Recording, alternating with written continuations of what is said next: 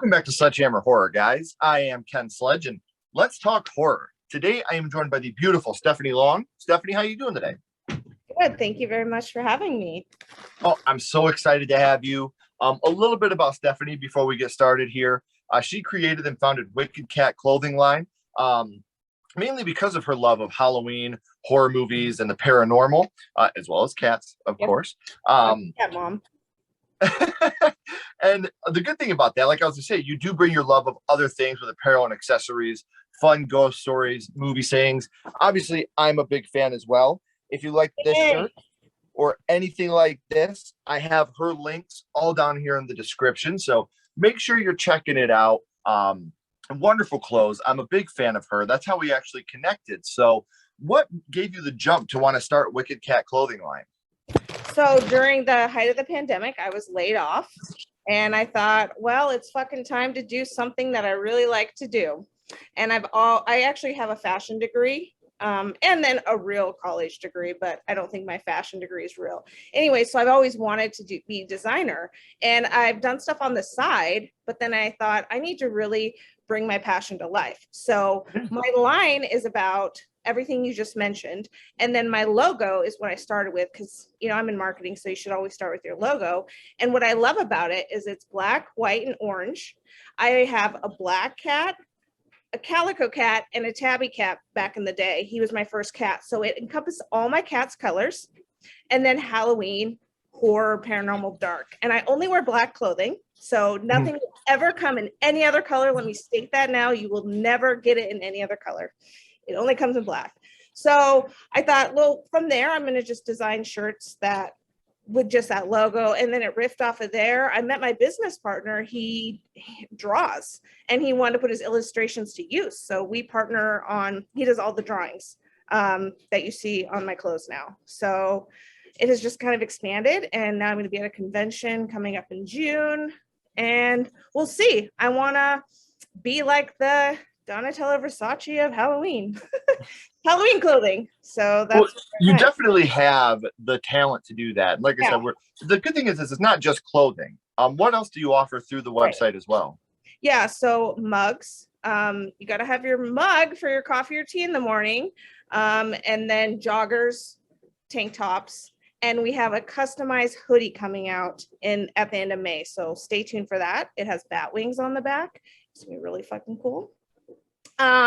And then I offer backpacks. A lot of people like that gear to go ghost hunting in. So somebody actually mentioned to me, hey, I need a backpack when I go ghost hunting. Why don't you do backpacks? I was like, oh, hell yeah. So thanks to Gina, exploring with Gina, she got me out there designing backpacks now. So said your wish is my command. Yes. So yeah, I mean, I'd like to expand into more things, but I need to start simple now. I can only hold so much merchandise at once. Right. The good thing is what you're doing is great because it does encompass all of horror. But like you said, there's a lot of the paranormal. There's a lot about movies. While it is a clothing line, you do expand to not just, you don't have just the one niche. You've expanded it out, and I'm a big fan, and I can't wait to see where it goes from here. And the fact that I get to hang out with you for a little bit and talk about how it started for you really, really does mean a lot to me. So as like she said, she's been doing this for a while now. So you need to follow these links down here. Follow her on social media. Check out the shop, not just for her and for yourself. Do it for me because this stuff is so rad and it's so awesome. And I'm so proud of her. So Stephanie, with your first horror movie, we're not going to talk about what it is quite yet, but did that influence your decision in the clothing line at all? Or not the first one. But I just always loved horror movies. My parents, maybe they were weird, but they were really, really conservative. However, they let me watch horror. I don't know. It's a weird niche with them. So yeah, I always watched horror. And my first one was in first grade. And let's get right into it. Let's go back to the past and talk about what got you started in the horror genre. Your first horror movie was The Exorcist. What a great way to start. Yeah. This movie, I've always said, I think this is the scariest movie of all time. I got little Reagan back here. She's just hanging out with us for a little bit. While this isn't even my favorite in that franchise, I think it's the scariest of all time. Now, you talked about how you were in first grade. Yes. Do you remember who was there, who all was there when you watched it the first time? Yeah, it was my best friend and then her mom, because her mom called my mom to get permission to watch it. So it was two little first graders and her mother. And I've often said that I feel like The Exorcist is a movie that watching it as a young man versus watching it as a young lady probably has two different effects on the way people view this film. Just like watching it as a young man versus watching it as the father of little girls has changed the way that I look at this film. So, as a young lady watching this for the first time, which I can't imagine what was going through your mind watching this, do you remember which scene it was that affected you the most? The one I remember and I would like to talk about a little is when her head spins, and she says, fuck me, fuck me. I'll just never forget that ever in my life. And it's amazing what a young Linda Blair had to go through. Like when she went in for auditions, like they asked her, do you know what masturbating is? Like, and stuff that should never be asked of a young lady. Like it would just be super uncomfortable. One good thing about this interview that I love is Stephanie came very prepared. She has some fun behind the scenes facts. And while we're talking about a young Linda Blair, one fun fact you fed to me earlier, good pun. You want to reveal that one? Yeah, so she actually really hated vegetables in that pea soup scene, so it actually made her vomit. That was her vomit, which is interesting because I love vegetables, which don't make me vomit. Well, that is interesting. She must hate them so much. So I thought that was a really fun fact. And now anyone should follow this channel if they love The Exorcist, The Exorcist 101 on Instagram. They have a lot of great facts about this movie that I never would have even guessed or thought about. But I've always wondered about that scene where she turns her head around and does that. Can I reveal this fun fact about that scene? Absolutely, please. This is very interesting to me. I would have never guessed this. But that scene is done by twisting a leather wallet up to the microphone. That's how that sound was made. Really? And I've been trying to think how they do that, and I just can't picture it. I'm having a really hard time. I need it demonstrated. The amazing thing about it is these sound designers to go, you know what I mean? Like, 'cause it sounds so good. And for them to get, I would have never thought to do that. That's, never would have crossed my mind. Yeah. And a good thing about stuff like that is you have these people, and that really helps to make a film what it is. I absolutely adore the fact that we get these people that really bust their ass all the time and little things that me and you would have never thought of, which, I mean, you probably would have thought of it before me, but to make this sound so good and look so good. So we know which scene it was, Steph, that affected you the most, but what would you say your favorite scene from The Exorcist is? I have to say that scene too. I was trying to find a photo because we paused the movie at that scene. Maybe this is showing how sick I am. And I tried to do that same scene with my head like turned around. So I think it's my favorite. I'm trying to find the photo of us little 1-year-olds. They took, or 1-year-olds, that'd be crazy, first graders. And I'm trying to find this photo of us with our heads turned around. But they took a photo and it's somewhere in my photo album. Back in the day when I had photo albums. So yeah, I would say it's my favorite and my most memorable because it's the one that I always would joke about. Right. And it's if you ever find that picture, by the way, you gotta show me a copy for it. But back in the day, we had photo albums. Not everything was digital, so I do have to go find that. Right. And I respect it. I totally understand. Yeah. One thing about The Exorcist is they're doing, I won't get into that quite yet, I guess. But one question I've been asking people, would you like to see your first horror movie remade today? Now, with The Exorcist, is this a movie that you would like to see remade today? No, they could never do that. Right. I think that terror horror level is just not there. We'll get into this more, the exorcism of God, but they're saying it's scarier than The Exorcist. Right. And I disagree. I actually think that The Exorcist did way better phenomenal special effects because they had to do it with their hands and not all this sound equipment. While it's great and it's fun, I think they had to get their hands dirty and really do it. So I still and Linda Blair got hurt on set. She did, yep.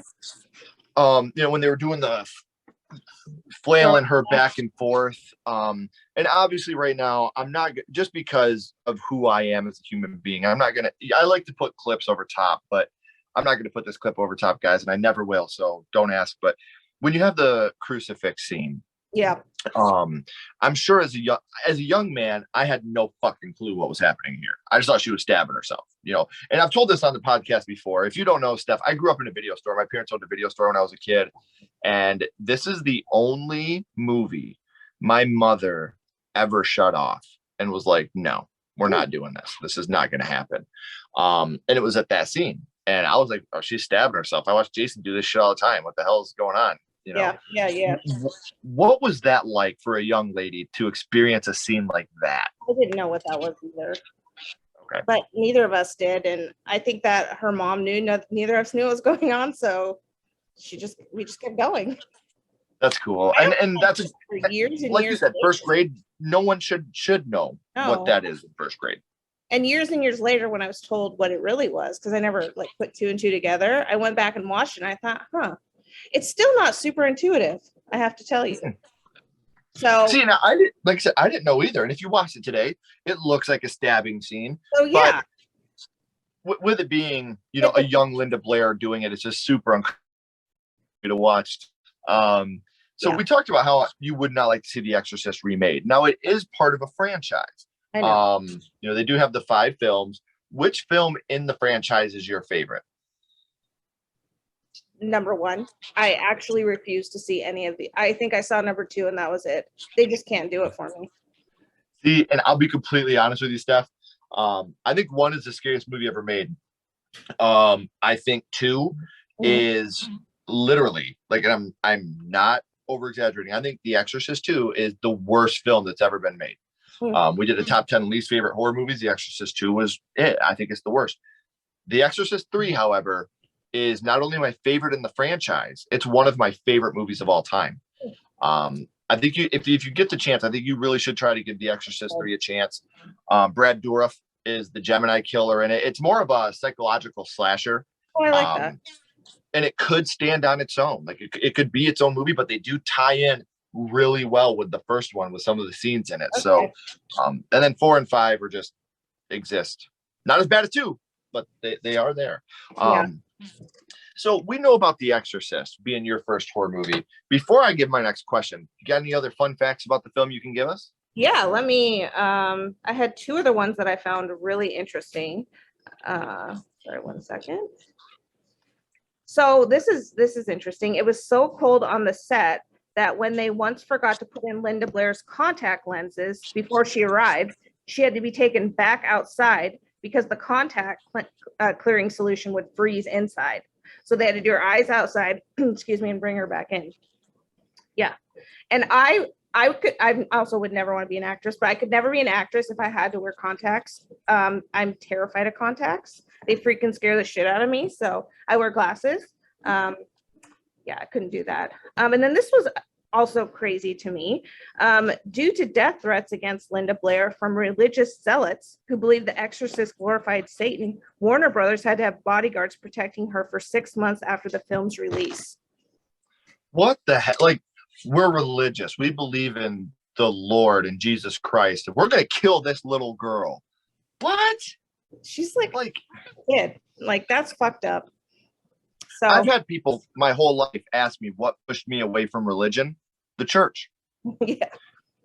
I have a strong belief in Jesus Christ. I've always said that. I've always, I won't argue with anybody about it, whatever, but the church pushed me away from organized religion. And that's just the fact. I think that the hypocrisy pushed me away from religion. I think they're the devils, and that's all I'll say. And that's fair enough. So we know about your first horror movie, Stephanie, and what that movie means to you. Yeah. But now I want to kind of throw a little bit of a curveball here for a second. My little buddy Ghostface has a question for you. What's your favorite scary movie, Stephanie? What is your favorite horror movie of all time? I'll give the next favorite one, not necessarily because it was the best, but because it did a great fucking job of giving me my only nightmare I can remember in my whole entire life. The Haunting of Emily Rose. Oh, my only nightmare in my whole fucking life. That's all. Man, Remember being freaked out about my clock. the crazy thing about that is there was a scene in there where she contorted her face so badly that they wanted to give it an R rating, and they fought and fought because they wanted to keep it a PG-13 movie. So they ended up having to cut that scene out because they said that and it was all real. It was no CGI, it was a real contortion of her face. And the director has still to this day has talked about how he wishes that they could have gotten that scene in the movie. And I think it's available on the director's cut of the film. Okay. But yeah, I didn't realize that. That to me is really, really good movie. I love that movie. We did a list again, top favorite PG-13 horror movies, and that was on it. It's such a great movie. They gave me my only nightmare, I know. Or sleeping awake, like I couldn't go to sleep. So they were the only movie that's made me not be able to fall asleep because I was scared of my clock. So I'll give it to them because of that. And it's a great movie. Fantastic movie. So something that I wanted to talk about here as well before we go back into The Exorcist, The Exorcism of God, a movie that you were telling me about, because it's been quoted as the scariest movie since The Exorcist, which we've seen tagged on some films from here and there. And I do say, while The Exorcist 3 is my favorite in the franchise, The Exorcist is the scariest movie ever made, period. So The Exorcism of God, what can you tell us a little bit about this film? You know, what's interesting is I love to watch my horror movies in the dark, right? For the most effects. Now, my husband's really, really scared of horror movies. So I have to kind of figure out when I can watch it in the dark. But I finally broke him down. I was like, let's just do this. It's fake. You know, we can do this. So I put it on, and I was ready to be like scared. Like they did a great job on the trailer. It looked really fucking creepy. And I thought I was going to be scared shitless. And I have to tell you, some of it was almost comical. I will give it to them that they did great on the special effects, but nothing compares to the makeup done on Linda Blair. Like it was good. I mean, the makeup was good. So whoever was the makeup artist, they did a great job on the people that were being exorcised. But the whole movie was kind of, I don't know, shoddy. It didn't follow a very good pattern. I also think kids are scarier usually than adults. So the fact that, you know, a kid wasn't in there, I can't say that I would say it was this. That's what the whole Linda Blair's whole thing is. She's a fucking kid, and she's scary as shit. Kids are scary. They can be scary, like, you know, Chucky and all those creepy movies. So, well, they're supposed to be pure. You know, that's supposed to be the pure innocence. Exactly. And this just was weird. It was about a priest, and the devil took over him, and he had to go through all this stuff. So they may be nice writers and said it's the scariest since The Exorcist, but it's definitely not. But I'm still going to stick with The Dark and the Wicked. That movie, I watched that movie at like 2 p.m, scared the bejesus out of me. That movie really got me. And I do want to say, while we're talking about The Exorcist and exorcisms, this right here, Exorcism, Woman Thy Name is Satan, False Prophets Records just put this out, and this is it's a record, and it's a real exorcism done on record.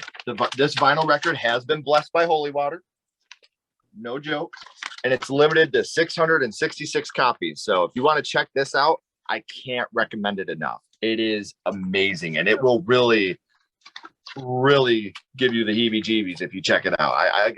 I'll send you a link when we're done here so you can actually look into it. It's awesome. It is really, really awesome to hear.